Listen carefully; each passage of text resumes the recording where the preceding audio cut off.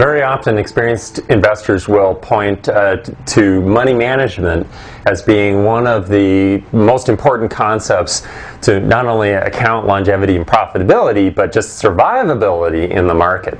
And money management encapsulates concepts like trade size and win-loss ratios and planning your trade and diversification and things like this. But they are very, very important, and there's a couple of reasons for this. In the retail market, traders on average tend to take a lot of risk. So, for example, this statistic is a couple of years old, but I wouldn't imagine that it's changed too much just based on anecdotally what I hear all the time. It used to be that the average Forex account in the US was about $7,000, and that account would trade about 20 times a month, one lot. Now, that's pretty hefty. I mean, imagine that if you were trading one lot every time you're trading 20 times a month, and you got about $7,000 in your account, and let's say you've got a 100 pip stop loss.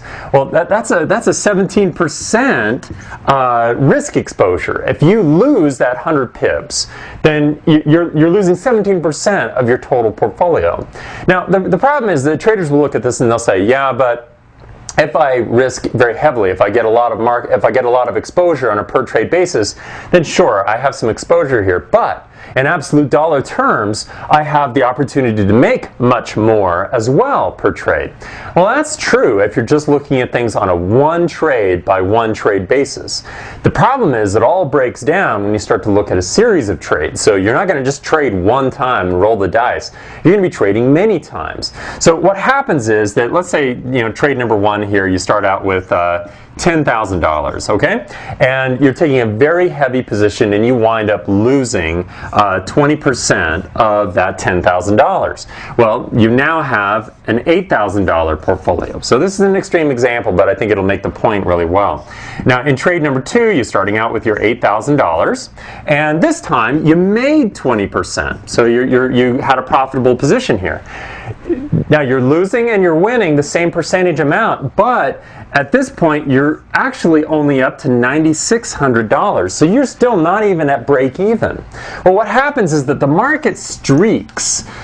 This is not a good thing, because although trades, so in other words, you don't have an even distribution of your winners versus your losers. You go in streaks. So you'll have a streak of winners, that's always good, but you have a streak of losers as well. And because of the way that this works, your streaks of losers are always more damaging than you may at first realize, and can be more damaging than those streaks of winners. So we have to watch these things really carefully.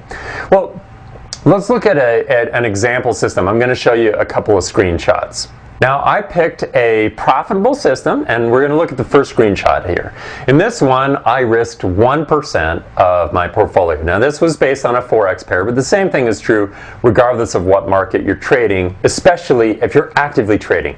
Day trading, swing trading, whatever it is. Now, so I was risking 1% in this particular trade, and over 50 trades, so this was a profitable system. Over 50 trades, I made about 10.5% on the euro dollar.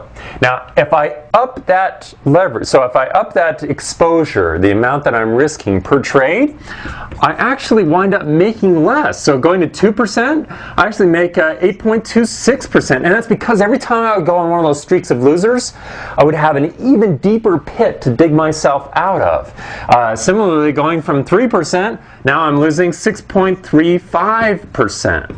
So I'm making less, not only in percentage terms, but in absolute dollar terms by taking a position that's too large. In fact, if I push this all the way up to half of that average exposure that I was talking about before, where we were looking at the $7,000 account, trading 20 times a month, one contract, but if I cut that in half, let's say I'm risking 8%, now all of a sudden, still a profitable system, but now all of a sudden I'm making 3%. So now, the question always is, well, what's the right amount that I should be investing? Well, there's no one right answer to that, unfortunately. What we have to understand is that conceptually, this is what happens. Now, there is a point where you're probably scaling back too light, but for most traders, that's probably quite a lot less than what they're traditionally risking per trade. And just the industry stats that we can see would tell us that the problem is that the brokers are not real active in warning people off about this. They'll talk about win-loss ratios and letting your winners run and such, but they're not big on saying, hey, you should really risk a little amount per trade because they make less for those trades. So they're not as active in talking about that. But the principle is the same. So it's more a matter of getting to know how you trade and playing with that number a little bit, moving it down a little bit, and you'll start to get into a more optimal range that is not only exposing you to less risk, but it's creating a higher return, both in percentage terms as well as in absolute dollar terms.